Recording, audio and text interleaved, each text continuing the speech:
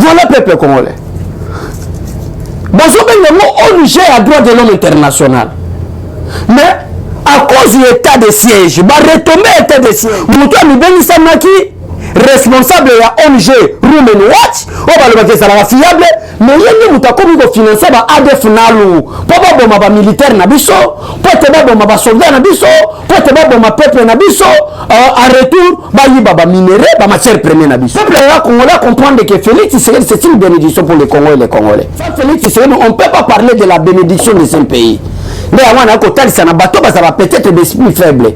Bateau peut-être va comprendre que Vital Kamerhe en dehors de Matata Ponyo et complice, c'est Vital Kamerhe qui est maintenant l'auteur principal. Il y a des tournements, il y a des tracteurs, il y a Jeep, il y a groupe électrogène, il y a Bukanga Lonzo. Mensonge à RFI France 24. C'est leur mensonge. Non, ces Français-là, on ne l'a pas arrêté en République démocratique du Congo, mais au Centrafrique. Ça, c'est quel mensonge? Bonjour, Bandeko Balandaka, moi, Namboka, Trésor Lumbu, votre communicateur, Kakandé Naïbsa Ribino, tout le monde niveau de communication, parti politique, comme communicateur du peuple, parce que le peuple a éveillé, et c'est éveillé peuple congolais. Le peuple a un esprit nationaliste, et c'est un esprit à peuple congolais, esprit nationaliste. Le peuple a un esprit patriotique, et c'est un esprit patriotique. Bon, on a besoin de communiquer l'affaire, la situation politique de la République démocratique du Congo. Trop, c'est trop. Vital Kamerhe, grand participant au détournement de Bukanga Lonzo. Ça, ce n'est pas moi, c'est l'IGF. Plus à faire, un blanc français. Il y a ONG respectueux. ONG, c'est un mot féminin, je crois. ONG respectueuse. Il y a Women Watch. Bakeko Kangaina Massasina Minduki. Na Nord Kivu. Pour financer BADEF. Et ça, c'est sujet au lobby de la Bingangwana. Bon, vous partagez des missions. Et ça, il faut que vous souteniez que le Congolais, vous avez moko na bateau la vérité dans Katsamboka na Bino. L'affaire de Vital Kamerhe et l'affaire politique. Vital Kamerhe est en prison 100 jours. Maintenant, le rapport de l'IF témoigne que Vital Kamerhe avait participé à 70%. Les autres là 30%. Lui, c'est 70%. Nous allons en développer ici. Plus l'arrestation d'un grand responsable. Il y a ONG la Women Watch. Mais nous sommes en train de financer par les pays pour attaquer la République démocratique du Congo. Et ça dit moko ya makambo oyo tozolo de la lelo pour na kotali sa peuple congolais que tozali ni pour na mboka na biso to tika manduki na sete pour na mboka na biso manduki ba missile non conventionnel et vous allez toujours ya kotelema likolo IGF affaire nazo de l'affaire matata ponyote parce que bande konanga gili ba yoka so ba communicateur ya peuple ba lobeli amo de gebele mais awa ngana lingina tali sabino kana poya Bukanga Lonzo non na penchant ya matata ponyo mais na penchant Vital Kamerhe totala na no rapport ya IGF pour bomona ke makambo biso to zoloba ezali lokotate. L'inspecteur général des finances IGF en sigle souligne en conclusion que plusieurs types de matériel ont été pillés sur les sites, notamment plus de 30 tracteurs, plusieurs groupes électrogènes,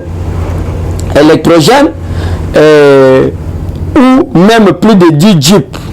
La mission indique que parmi les lieux de destination de ces biens pillés figurent notamment dans la ferme de Vital Kamerhe et celle des voisines de Patrice Kibeti.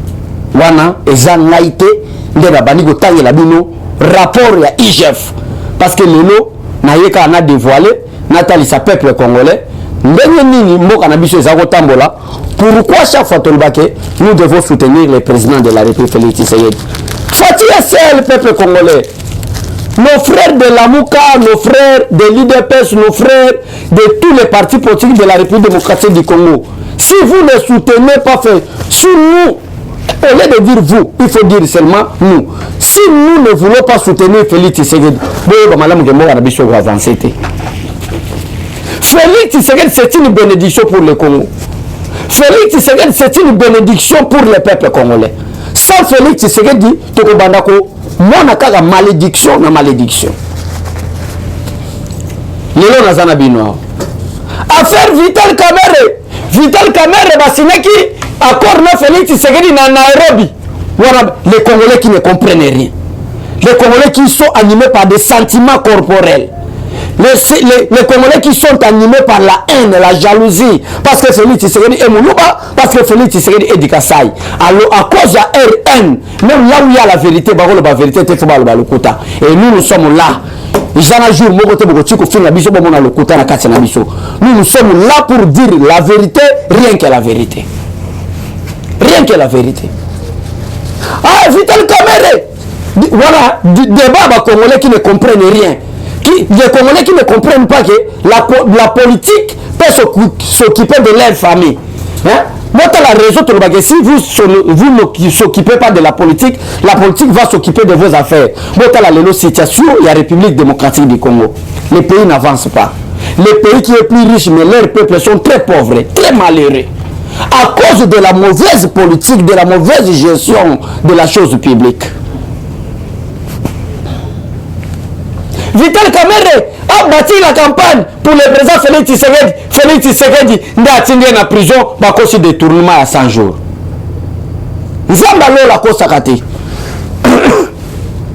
Aujourd'hui, Vital Kamerhe est l'auteur principal. Il y a détournement na Bukangalonzo. Dès que Matata Ponyo sera en prison, Vital Kamerhe sera de nouveau condamné pour le détournement de Bukangalonzo. Mais moi, je me pose maintenant la question de savoir. Vital Kamerhe était le directeur du cabinet du chef de l'État depuis un certain 24 janvier 2019. Quel jeu jouait Vital Kamerhe et Matata Ponyo? Parce qu'à l'époque où Vital Kamerhe est le directeur du cabinet du chef de l'État, celui qui était le premier ministre sortant était Tshibala. Ce n'est pas Matata Ponyo. Comprenez-moi bien, dans cette émission, je vais vous expliquer. Quand nous tosons le bas, Vital Kamerhe c'est un traître. Vital Kamerhe, même entre nous, même il y a quelques responsables du parti. Mon abisso, banaoyo, pour ne pas attaquer Vital Kamerhe, comprendre bisoté. Mais même le peuple congolais, on sa confiance dans mon trésor Lumbo. On a que l'esprit nationaliste et l'esprit patriotique. Nous avons se poser question pour Naïeba. Vital Kamerhe est devenu le directeur du cabinet du chef de l'État, son excellence Félix Tshisekedi Tshilombo, le 24 janvier 2019. Mais à cette époque-là, ce n'était pas Matata Ponyo qui était le premier ministre, mais c'était Nani Tshibala Nzenze. Tshibala Nzenze qui était le premier ministre. Or, l'affaire Bukangalonzo est Bandakala. Même Félix Tshisekedi Azata président IDPCT. Na évité sur le peuple qu'on va comprendre. Même Félix Tshisekedi Azata présidence Azata Nani Azali Ata président IDPCT. Mais quelle collaboration faisait entre Vital Kamerhe et Matata Ponyo? Or, plusieurs Congolais, Vital Kamerhe a été chassé du PPRD, dans la partie politique de l'INC. Quand est-ce qu'il y avait une collaboration du vol ou du détournement entre l'ex-premier ministre de Joseph Kabila et Vital Kamerhe qui était du cash de Félix Tshisekedi? Collaboration, ça aussi demandé pour notre peuple congolais. Et c'est que tu prier Nzambe. Ça, je vous dis la vérité avec mon cœur ouvert. Tu prier Nzambe, Nzamba Kangola Mboka. Tu prier Nzambe, Nzambe toucher les thèmes à politiciens. Parce que c'est inacceptable. Donc, essayez de comprendre cette explication, vous comprendre les athées. Naïvité, c'était quelle année Vital Kamerhe a été chassé? Je crois les années 2018, 2008. Des années 2008-2009, je crois. Oh, Vital Kamerhe avait eu des problèmes avec Joseph Kabila. Oh, bah, Kosaka, na théâtralisation politique. Bah, Kosaka qui peuple congolais, que babenga de Vital Kamerhe. Ok, ça qui complice na bango. Et ça qui complice na bango peuple congolais. Ça me fait pleurer. Et ça la passe dans mon thème. Vital Kamerhe oyo alongwe na 2008. Alors bila boyi Kabila na sepeli nete. Ma peuple congolais ba zalanga bakasi peut-être une analyse était. Les Congolais qui étaient animés par des sentiments inutiles. Balobi ke babengani Vital Kamerhe parce que Vital Kamerhe a zolo la vérité. Mais or Vital Kamerhe a été chassé. N'a pas perdu depuis 2008. Si je ne me trompe pas. 2008. Mais comment est-ce qu'il y avait une parfaite collaboration du détournement avec le gouvernement de Kabila, de Vital Kamerhe Rwakadingi? Comment expliquer? Yo obato balobaki ke babengani yo na Kabila. Ndenge nini okendaki ko participer na détournement ya ba tracteur, ba groupe électrogène, na ba jeep o ezalaki ko servir pour que parc ya Bukangalonzo kende liboso pour l'intérêt à peuple congolais. Participation na kasi seulement nini monsieur Vital Kamerhe.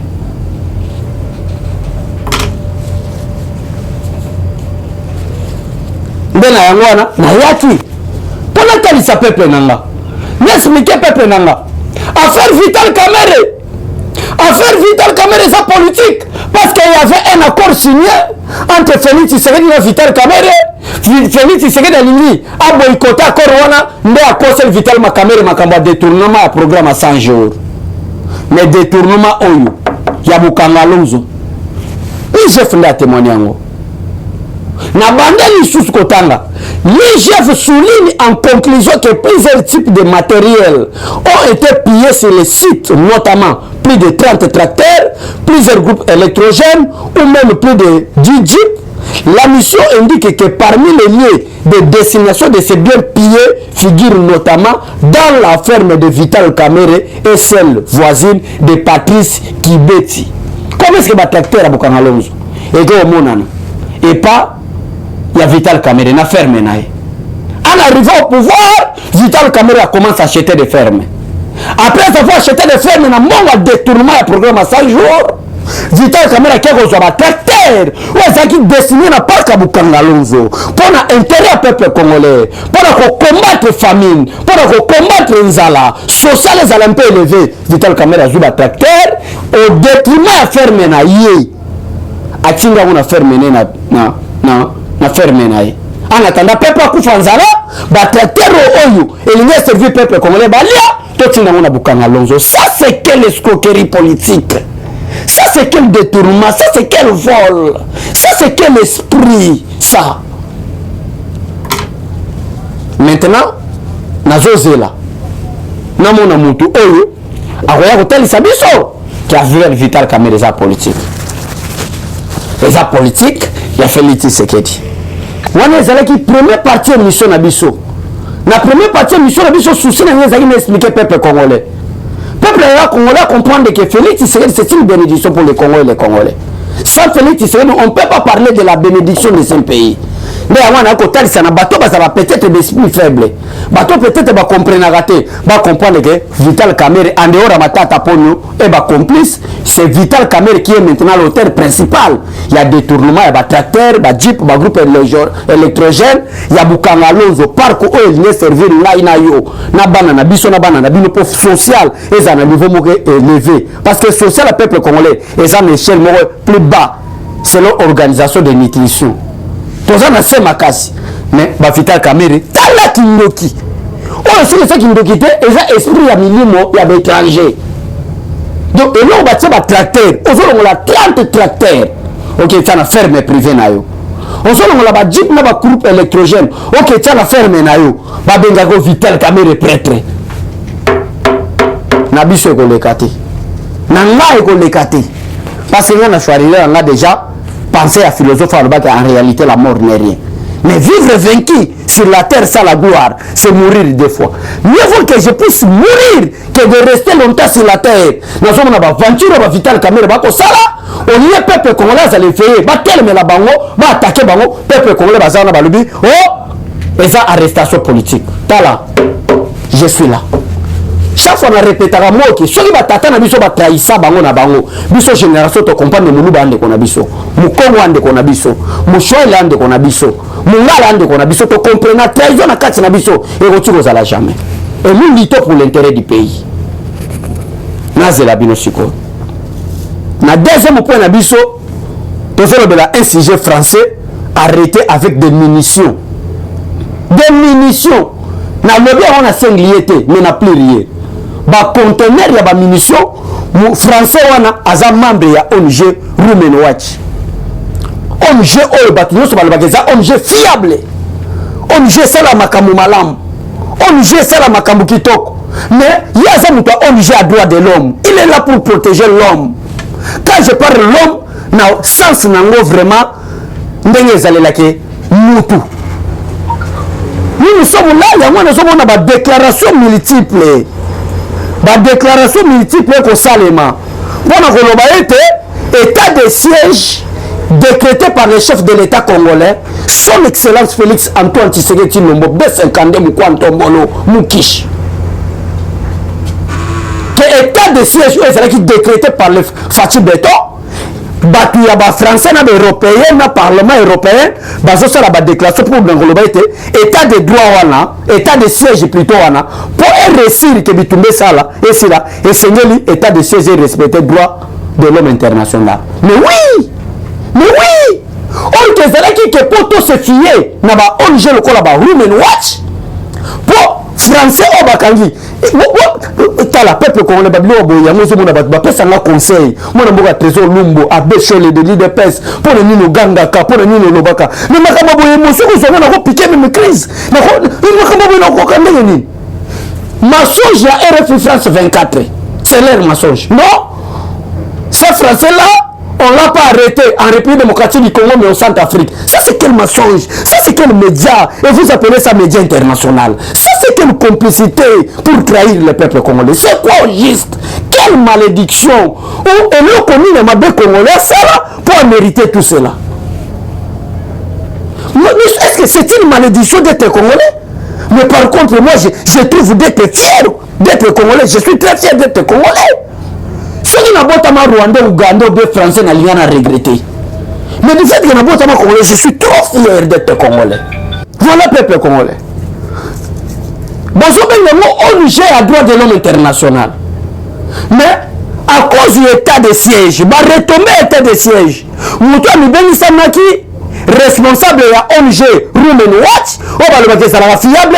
Mais il y a des gens qui financent ADF Nalu, pour pas bomber militaire nabiso, pour pas bomber soldat nabiso, pour pas bomber peuple nabiso, en retour, bah il y a des minéraux, bah matière première nabiso. Bon, si ce n'était pas Félix Tshisekedi était chef de l'État, croyez-vous que guerre est ici là? Mais il cause de diabolisation des médias internationaux. Et les médias ont précisément quand il y a français. Et nous avons des armes lourdes, des munitions, pour financer des Codeco, pour financer des ADF Nalu, pour tuer les 100 Congolais à l'est de la République démocratique du Congo, à Zapekara français. C'est la raison pour laquelle nous comprenons pourquoi il y a un complot, pourquoi il y a une complicité entre la France et les rebelles pour détruire le régime de Félix Tshisekedi, pour détruire le peuple congolais. Nous sommes là pour soutenir Félix Tshisekedi. Nous sommes là. Nous allons les soutenir à 100%. Nous allons battre la campagne de Félix Tshisekedi. Nous allons expliquer au peuple congolais que Félix Tshisekedi c'est la vision du tout-puissant pour le Congo. Nous allons expliquer au peuple congolais, c'est Félix Tshisekedi, bibliquement parlant, c'est notre Josué pour nous faire entrer dans la terre promise. Parce que Tshisekedi était Moïse de la Bible. Vous blaguez avec qui? Tu peux expliquer notre hôtel, ça nous m'a soir. Au bout de 1 heure, au cours du peuple congolais, na 1 heure 2 secondes, on a pu expliquer que ça nous coûte. Je suis le communicateur du chef. Je suis là pour défendre les intérêts de la nation. Et les intérêts de la nation sont entre les mains de Félix Tshisekedi. C'est pourquoi nous sont contre nous. Les médias internationaux contre lui. Les ONG de droits de l'homme qui se croient à être protégés des peuples congolais sont contre lui. Mais avec Dieu Tout-Puissant, à travers le peuple congolais, nous allons soutenir Félix Tshisekedi jusqu'au bout. C'est la raison pour laquelle nous avons dit Sabino. Et là, nous avons dit Sabino. Botala na discours à généraux mi balé banomé na SRP démocratique du Congo. To bandi na général Kanchama, Oya Nord Kivu, le gouverneur militaire. 3 c'est trop, et l'on connaît ici la KT. Aux groupes armés étrangers, vous n'êtes pas chez vous, vous êtes venus chez nous comme des réfugiés. Mais vous nous tuez et vous violez nos mamans, nos sœurs. Maintenant, trop c'est trop. Tokena Ituri, le général Constant Ndima. Alors, ne pensez pas que je vais faire seulement un mois selon la constitution pour l'état des sièges. Mais je serai là jusqu'à la restauration totale d'une paix durable, d'une paix équitable, d'une paix apaisée. Ndena Kolongo. Ba généraux mi balé, ba sali ba déclaration. Et problème monde entier, problème au Kili. Qu'est-ce que nous allons faire maintenant? Pour combattre Félix Tshisekedi, pour attirer état de siège, na kati état de siège, il faut qu'on ba français, ba français, ba zomi kosa ba tuya droit de l'homme, il faut qu'on ba français, ba zomi kosa ba journaliste, il faut bomisa ba ambassadeur ba Italie, mais il y a état de siège, tout est militarisé à l'est de la République démocratique du Congo. Je répète bien, tout est militarisé. Et même l'administration est militarisée. Même la justice civile est militarisée. Ça, c'est l'état de siège. Qu'est-ce que nous allons faire? Il faut combattre Félix Tshisekedi. Et nous sommes là pour expliquer le peuple congolais que Félix Tshisekedi est toujours combattu mais jamais abattu. Parce qu'il y a un peuple derrière lui. Tout Bandundu sont derrière Félix Tshisekedi. Tout l'Équateur sont derrière Félix Tshisekedi. Tout Kassai est derrière Félix Tshisekedi. Tout King est derrière Félix Tshisekedi. Et à cause de la paix menée par le président Félix Tshisekedi à l'Est, toutes les provinces de l'Est, que ce soit le Sud Kivu ou le Nord Kivu, les Maniema sont derrière le président Félix Tshisekedi. Ma belle abino mama fatiwa. Bonjour l'exatant Pamba. Bonjour l'exatant Pamba. Bonjour l'exatant Pamba.